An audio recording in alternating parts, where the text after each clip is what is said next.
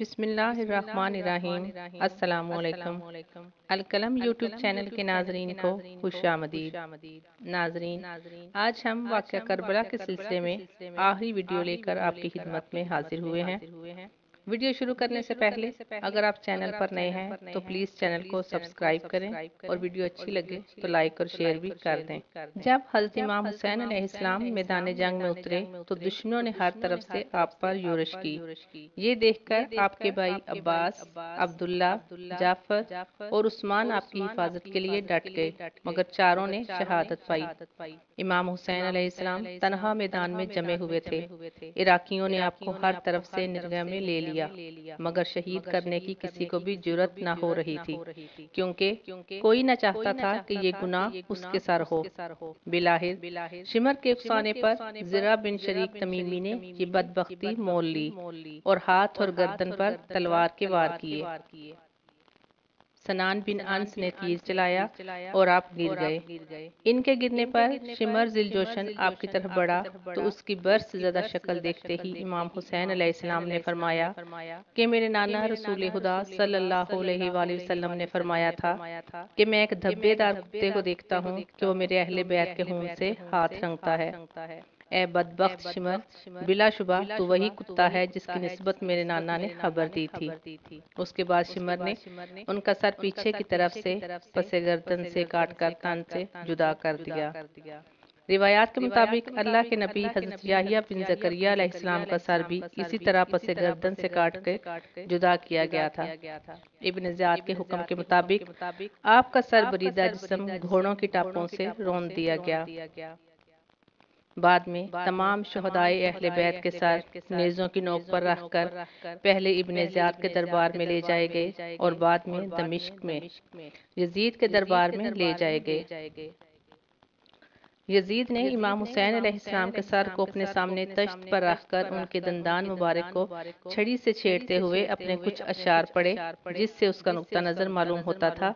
اس کا ترجمہ کچھ یوں ہے: کاش آج اس مجلس میں بدر میں مرنے والے میرے بزرگ جو کفار کی طرف سے تھے اور قبیلہ خزرج کی مصیبتوں کے شاہد موجود ہوتے تو خوشی سے اچھل پڑتے اور کہتے، شاباش اے یزید، تیرا ہاتھ شل نہ ہو، ہم نے ان کے بزرگوں کو قتل کیا اور بدر کا انتقام لے لیا۔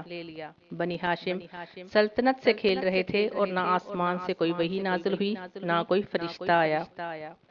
اس شعر کو سن کر اور یزید کا فخریہ انداز دیکھ کر دربار میں موجود ایک یہودی سفیر نے کہا کہ میں حضرت موسیٰ علیہ السلام کی اولاد سے ہوں، میرے اور ان کے درمیان میں 70 پشتیں گزر چکی ہیں، مگر اس کے باوجود یہودی میری بے حد عزت اور ایک تم ہو کہ تم نے اپنے نبی کے نواسے کو شہید کر دیا اور اب اس پر فخر بھی کر رہے ہو، یہ تمہارے لیے ڈوب مرنے کا مقام ہے۔ اس طرح زمانے کے پارسا ترین انسانوں میں سے ایک کا خاتمہ ہو گیا اور اس کے ساتھ اس کے خاندان کے تمام مرد بھی ختم ہو گئے، سوائے امام زین العابدین علی ابن حسین کے، جو بیماری کی وجہ سے جنگ میں شرکت نہ کر سکے، اور امام محمد باقر بن علی کے جو اس وقت بچے تھے۔ اس دلہراش سانحے سے قبل بھی کوفیوں کا کردار نہایت ہی شرمناک رہا تھا۔ حضرت علی کے دارالخلافہ مدینہ سے کوفہ لے جانے سے ان سازشیوں کو کھل کر کھیلنے کا موقع ملا۔ بظاہر یہ سازشی جب علی کا لبادہ اوڑھے رہا کرتے تھے، لیکن آپ کی ذات اطہر سے بھی الٹے سیدھے سوالات کرنا ان کا وتیرہ تھا۔ ایک موقع پر ان لوگوں نے حضرت علی سے سوال کیا، مولا آپ سے پہلے کے خلفاء کے دور میں امن و امان تھا، مگر آپ کے دور میں یہ کیوں ہے؟ اس گستاخانہ سوال پر حضرت علی نے ان منافقوں کو منہ توڑ جواب دیا۔ آپ نے فرمایا، اس بد امنی کی بنیادی وجہ یہ ہے کہ سابقہ خلفاء کے مشیر میرے جیسے لوگ تھے اور میرے مشیر ہیں آپ جیسے لوگ۔ ان لوگوں کی انہی حرکتوں کے باعث حضرت علی علیہ السلام بالآخر اس طبقے سے بیزار رہنے لگے۔ جب حضرت حسن علیہ السلام نے خلافت سنبھالی تو آپ اپنے والد محترم کے دور میں ان بغور مشاہدہ کر چکے تھے، اس لیے آپ نے ان کو زیادہ منہ نہ لگایا۔ رسول اللہ صلی اللہ علیہ وآلہ وسلم کی پیش گوئی: حضرت محمد صلی اللہ علیہ وآلہ وسلم نے اپنی زوجہ ام سلمہ کو کچھ مٹی دی تھی اور فرمایا تھا کہ اے ام سلمہ، جب یہ مٹی سرخ ہو جائے یعنی خون میں بدل جائے تو سمجھ لینا کہ میرا بیٹا حسین شہید کر دیا گیا۔ ایک دن ان کی بیٹی ان سے ملنے گئیں تو آپ زاروں قطار رو رہی تھیں۔ پوچھا گیا تو ام سلمہ نے بتایا کہ ابھی رسول خدا صلی اللہ علیہ وآلہ وسلم خواب میں تشریف لائے تھے۔ ان کی آنکھوں سے آنسو بہہ رہے تھے اور آپ کے سر انوار اور داڑھی مبارک پر مٹی تھی۔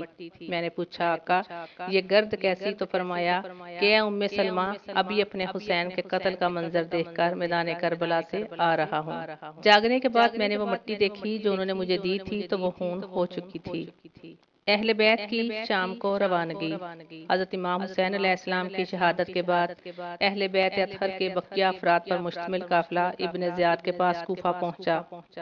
یہ سیاہ بخت انسان اس خستہ حالت میں بھی افراد اہل بیت سے انتہائی بدتمیزی سے پیش آیا۔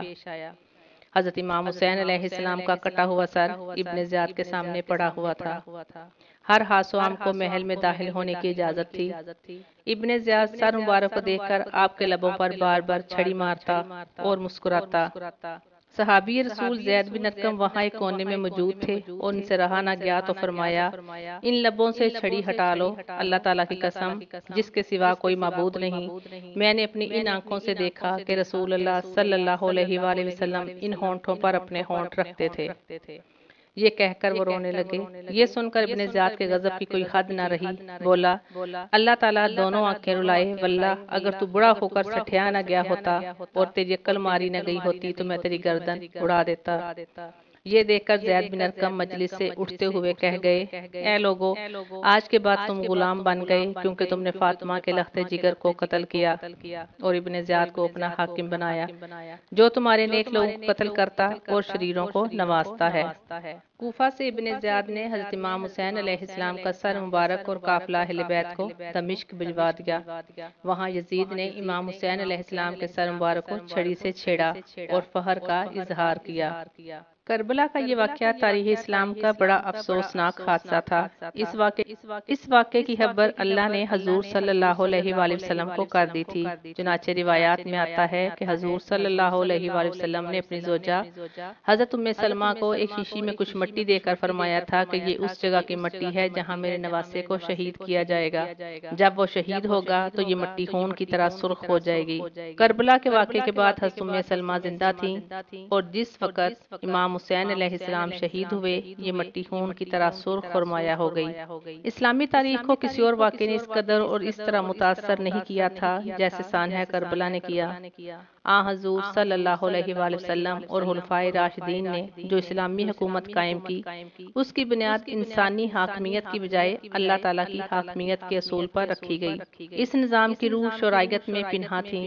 اسلامی تعلیمات کا بنیادی مقصد بنی نوع انسان کو شخصی غلامی سے نکال کر خدا پرستی، حریت فکر، انسان دوستی، مساوات اور اخوت و محبت کا درس دینا تھا۔ خلفائے راشدین کے دور تک اسلامی حکومت کی یہ حیثیت برقرار رہی۔ یزید کی حکومت چونکہ ان اصولوں سے ہٹ کر شخصی بادشاہت کے تصور پر قائم کی گئی تھی، لہٰذا جمہور مسلمان اس تبدیلی کو اسلامی نظام شریعت پر ایک کاری ضرب سمجھتے تھے۔ اس لیے امام حسین علیہ السلام محض ان اسلامی اصولوں اور قدروں کی بقا و بحالی کے لیے میدان عمل میں اترے۔ رائے حق پر چلنے والوں پر جو کچھ میدان کربلا میں گزری وہ جور جفا، بے رحمی اور استبداد کی بدترین مثال ہے۔ یہ تصور ہی کہ اسلام کے نام لیواؤں پر یہ ظلم یا تعدی خود ان لوگوں نے کی جو خود کو مسلمان کہتے تھے، بڑا روح فرسا ہے۔ مزید برآں امام حسین علیہ السلام کا جو تعلق حضور صلی اللہ علیہ وآلہ وسلم سے تھا اسے بھی ظالموں نے نگاہ میں نہ رکھا۔ نواسۂ رسول کو میدان کربلا میں بھوکا پیاسا رکھ کر جس بے دردی سے قتل کر کے ان کے جسم اور سر کی بے حرمتی کی گئی، یہ اخلاقی لحاظ سے بھی تاریخ اسلام میں اولین اور بدترین مثال ہے۔ اس جرم کی سنگینی میں مزید اضافہ اس امر سے بھی ہوتا ہے کہ امام حسین علیہ السلام نے آخری لمحات میں جو انتہائی معقول تجاویز پیش کی تھی سرے سے درہور اتنا ہی نہ سمجھا گیا۔ اس سے یزید کے اعمال کی آمرانہ ذہنیت کا اظہار بھی ہوتا ہے۔ یہاں یہ نقطہ قابل غور ہے کہ جب شخصی اور ذاتی مسائل اخلاقی اور مذہبی مصلحتوں پر حاوی ہو جاتے ہیں تو انسان درندگی کی بدترین بدترین مثالیں بھی پیش کرنے پر قادر ہے، اور ایسی مثالوں سے تو یورپ کی ساری تاریخ بھری پڑی ہے۔ لہٰذا ان حقائق کی روشنی میں سانحہ کربلا کا جائزہ لیا جائے تو یہ واقعہ اسلام کے نام پر سیاہ دھبا ہے، کیونکہ اس سے اسلامی نظام حکومت میں ایسی خرابی کا آغاز ہوا جس کے اثرات آج تک محسوس ہو رہے ہیں۔ لیکن اگر ہم اس سانحے کو اسلام کے نام پر ایک سیاہ دھبا بھی قرار دیں تو اس کا صرف ایک رخ ہوگا، کیونکہ جہاں تک حق و انصاف، حریت و آزادی اور اعلاء کلمۃ الحق کے لیے جدوجہد کا تعلق ہے، یہ کہنا درست ہوگا کہ سانحہ کربلا تاریخ اسلام کا ایک شاندار اور زرعی باب بھی ہے۔ جہاں تک اسلامی تعلیمات کا تعلق ہے، اس میں شخصی حکومتوں یا بادشاہت کا کوئی تصور موجود نہیں۔ یزید کی نامزدگی اسلام کے نظام شرعیت کی نفی تھی، لہٰذا امام حسین علیہ السلام نے جس پامردی اور صبر سے کربلا کے میدان میں مصائب و مشکلات کو برداشت کیا، وہ حریت، جرأت اور صبر و استقلال کی لازوال داستان ہے۔ باطل کی قوتوں کے سامنے سرنگونا ہو کر آپ نے حق و انصاف کے اصولوں کی بالادستی، حریت فکر اور خدا کی حاکمیت کا پرچم بلند کر کے اسلامی روایات کی لاج رکھ لی اور انہیں ریگزار عجم میں دفن ہونے سے بچا لیا۔ امام حسین علیہ السلام کا یہ اثار اور قربانی تاریخ اسلام کا ایک ایسا درخشندہ باب ہے جو راہروان منزل شوق و محبت اور حریت پسندوں کے لیے ایک اعلیٰ ترین نمونہ ہے۔